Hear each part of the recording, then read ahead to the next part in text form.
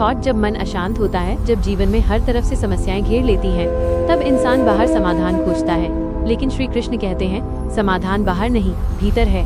ध्यान का मतलब केवल आंखें बंद करना नहीं है। ध्यान का असली अर्थ है अपने मन को समझना, अपने विचारों को देखना और अपने अंदर बैठे उस आत्मा को पहचानना जो हमेशा शांत है। श्री कृष्ण कहते हैं मन ही मनुष्य का मित्र है और मन ही उसका शत्रु।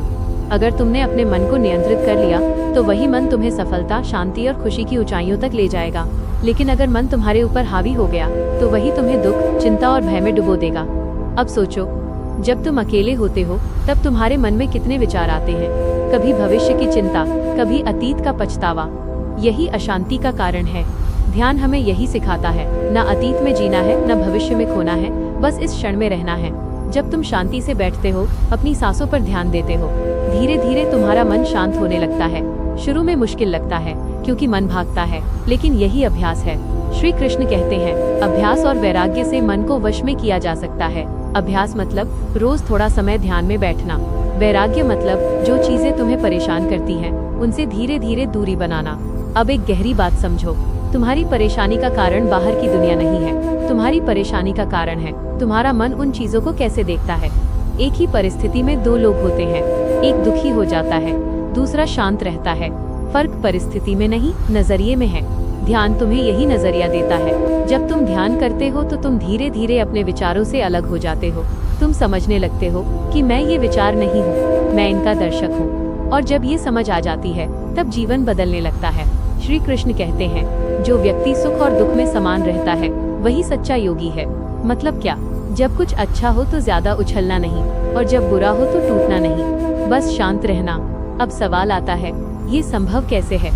इसका जवाब है ध्यान। जब तुम रोज ध्यान करते हो तो तुम्हारा मन मजबूत हो जाता है। धीरे धीरे छोटी छोटी बातें तुम्हें परेशान करना बंद कर देती हैं। तुम्हें फर्क नहीं पड़ता कि लोग तुम्हारे बारे में क्या सोचते हैं। तुम्हें फर्क नहीं पड़ता कि कौन तुम्हें पसंद करता है या नहीं, क्योंकि तुम अपने अंदर की शांति से जुड़ चुके होते हो। और यही असली ताकत है। श्री कृष्ण कहते हैं कर्म करो, फल की चिंता मत करो। ध्यान तुम्हें यही सिखाता है काम करो, पूरी ईमानदारी से करो, लेकिन रिजल्ट के पीछे मत भागो। जब तुम फल की चिंता छोड़ देते हो तो तुम्हारा काम बेहतर हो जाता है, क्योंकि तब तुम डर के बिना काम करते हो। अब एक और गहरी बात हमेशा याद रखना, तुम इस शरीर नहीं हो, तुम आत्मा हो। शरीर बदलता है, उम्र बदलती है, लेकिन आत्मा हमेशा एक जैसी रहती है। जब तुम ध्यान में बैठते हो तो तुम धीरे धीरे इस सत्य को महसूस करने लगते हो। तुम समझने लगते हो कि असली मैं कौन हूँ। और जब ये समझ आ जाती है तो डर खत्म हो जाता है। मौत का डर, लोगों का डर, असफलता का डर, सब खत्म, क्योंकि आत्मा कभी मरती नहीं। श्री कृष्ण कहते हैं आत्मा न कभी जन्म लेती है, न कभी मरती है। अब सोचो, अगर तुम अमर आत्मा हो तो फिर किस बात का डर? इसीलिए ध्यान सिर्फ शांति नहीं देता, यह तुम्हें निर्भय बना देता है। अब अंत में एक सरल अभ्यास, रोज सुबह या रात को 10-15 मिनट शांत बैठो, आंखें बंद करो, सांसों पर ध्यान दो, धीरे धीरे अंदर सांस लो और धीरे धीरे बाहर छोड़ो। अगर विचार आए तो उन्हें रोको मत, बस देखते रहो। कुछ दिनों में तुम महसूस करोगे तुम्हारा मन पहले से ज्यादा शांत है और धीरे धीरे तुम्हारा जीवन बदलने लगेगा। जब तुम ध्यान में बैठते हो तो शुरुआत में तुम्हें लगता है कि कुछ भी नहीं हो रहा, मन बार बार भागता है, कभी इधर कभी उधर, लेकिन यही वो क्षण है जहाँ असली साधना शुरू होती है। श्री कृष्ण कहते हैं जिसने कठिन समय में भी अपने मन को स्थिर रखा वही सच्चा साधक है। मतलब ध्यान तब आसान नहीं होता जब मन शांत हो, ध्यान तब सच्चा होता है जब मन अशांत हो और फिर भी तुम बैठे रहो। अब एक बात ध्यान से समझो, मन का स्वभाव ही है भागना। जैसे हवा को रोका नहीं जा सकता, वैसे ही मन को भी जबरदस्ती रोका नहीं जा सकता। तो क्या करें? श्री कृष्ण कहते हैं मन को रोकने की कोशिश मत करो, उसे दिशा दो। जब तुम सांसों पर ध्यान देते हो तो तुम मन को एक काम दे रहे हो। धीरे धीरे मन उसी में लगने लगता है और फिर एक समय आता है जब तुम्हें लगता है कि सब कुछ धीमा हो गया है, विचार कम हो गए हैं और अंदर एक अजीब सी शांति फैल रही है। यही ध्यान की शुरुआत है। अब एक गहरी बात, तुम्हारी जिंदगी में जो भी दुख है वो दो कारणों से है। इच्छा और आसक्ति, तुम कुछ चाहते हो और जब वो नहीं मिलता तो दुख होता है, या फिर जो तुम्हारे पास है उससे तुम्हें लगाव हो जाता है और उसे खोने का डर तुम्हें परेशान करता है। श्री कृष्ण कहते हैं, जिसने इच्छा और आसक्ति पर विजय पाली वही सच्चा मुक्त है। लेकिन ये आसान नहीं है, इसलिए ध्यान जरूरी है। ध्यान तुम्हें सिखाता है चीजों को पकड़ना नहीं, बस उन्हें आने और जाने देना। जैसे आसमान में बादल आते हैं और चले जाते हैं, वैसे ही तुम्हारे विचार और भावनाएं भी आती जाती हैं। तुम आसमान हो, विचार बादल हैं। अगर तुम बादलों से चिपक जाओगे तो तूफान में फंस जाओगे, लेकिन अगर तुम आसमान बन जाओगे तो हमेशा शांत रहोगे। अब एक छोटी सी कहानी समझो। एक व्यक्ति था जो हमेशा परेशान रहता था। वो हर दिन सोचता, मेरे साथ ही ऐसा क्यों होता है। एक दिन उसने एक संत से पूछा, मेरे जीवन में इतनी परेशानी क्यों है। संत ने कहा, तुम हर चीज को पकड़ कर रखते हो, इसलिए। उस व्यक्ति ने पूछा, कैसे। संत ने उसे एक गिलास पानी दिया और कहा, इसे पकड़ कर रखो। कुछ मिनट तक तो ठीक लगा, लेकिन धीरे धीरे उसका हाथ दर्द करने लगा। संत बोले, पानी का वजन नहीं बढ़ा, लेकिन तुम्हारी पकड़ ने उसे भारी बना दिया। ठीक वैसे ही तुम्हारी समस्याएं इतनी भारी नहीं हैं, तुम्हारी पकड़ उन्हें भारी बना देती है। ध्यान तुम्हें यही सिखाता है। छोड़ना। अब आगे सुनो। श्री कृष्ण कहते हैं, तुम जो सोचते हो वही बन जाते हो। अगर तुम्हारा मन हमेशा डर, चिंता और नकारात्मकता में डूबा है तो तुम्हारा जीवन भी वैसा ही बन जाएगा। लेकिन अगर तुम अपने मन को सकारात्मकता, शांति और विश्वास से भर दो तो जीवन भी वैसा ही हो जाएगा। ध्यान तुम्हें अपने विचारों पर नियंत्रण देता है। तुम धीरे धीरे समझने लगते हो कि कौन सा विचार तुम्हारे लिए सही है और कौन सा नहीं। अब एक और गहरी सच्चाई, तुम दूसरों को बदलने की कोशिश करते हो, लेकिन खुद को नहीं देखते। श्री कृष्ण कहते हैं, पहले खुद को बदलो, दुनिया अपने आप बदल जाएगी।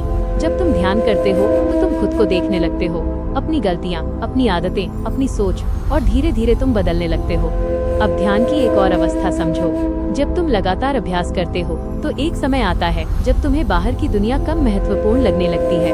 भीड़ में भी तुम अकेले और शांत महसूस करते हो, शोर में भी तुम्हें सन्नाटा सुनाई देता है। और ये कोई कमजोरी नहीं है, ये तुम्हारी सबसे बड़ी ताकत है। श्री कृष्ण कहते हैं, जिसने खुद को जान लिया उसने सब कुछ जान लिया।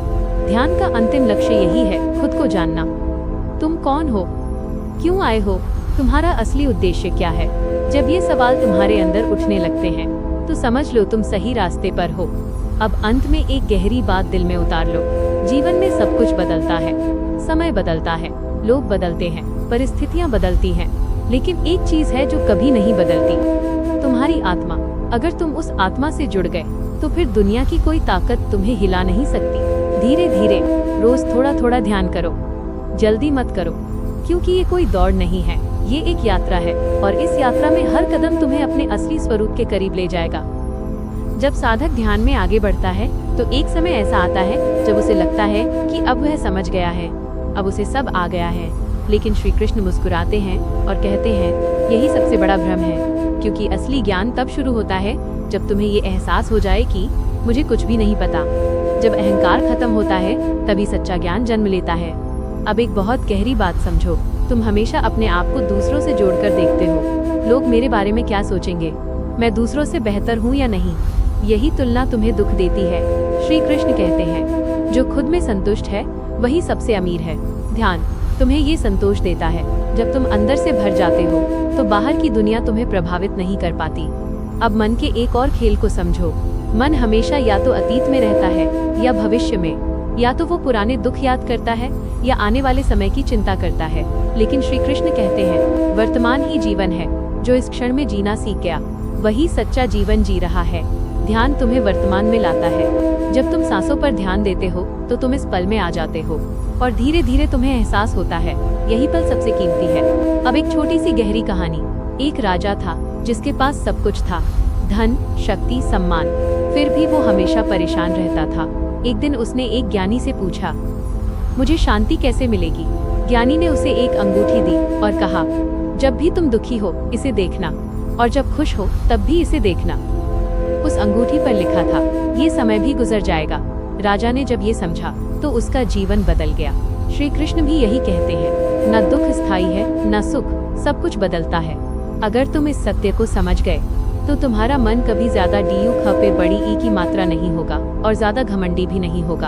अब ध्यान की एक और अवस्था। जब तुम लगातार ध्यान करते हो तो तुम्हारे अंदर साक्षी भाव जागता है। मतलब तुम हर चीज को बस देखने लगते हो। गुस्सा आ रहा है तुम उसे देखते हो, दुख आ रहा है तुम उसे देखते हो, तुम उस पे बहते नहीं हो। और यही सबसे बड़ी शक्ति है। श्री कृष्ण कहते हैं, जो अपने मन को देख सकता है वही उसे जीत सकता है। जब तक तुम अपने मन के गुलाम हो तब तक तुम स्वतंत्र नहीं हो, लेकिन जैसे ही तुम साक्षी बन जाते हो तुम आजाद हो जाते हो। अब एक और सच्चाई, तुम हमेशा खुश रहना चाहते हो लेकिन दुख से भागते हो। लेकिन श्री कृष्ण कहते हैं, दुख भी तुम्हारा गुरु है। दुख तुम्हें सिखाता है, तुम्हें मजबूत बनाता है, तुम्हें अंदर से बदलता है। अगर तुम्हें कभी दुख न मिले तो तुम कभी गहराई को नहीं समझ पाओगे। इसलिए ध्यान में दुख को भी स्वीकार करो। अब आत्मा का गहरा ज्ञान, तुम्हें लगता है कि तुम ये शरीर हो, लेकिन ये सबसे बड़ा भ्रम है। शरीर तो सिर्फ एक वस्त्र है जो समय के साथ बदलता है, लेकिन आत्मा हमेशा एक जैसी रहती है।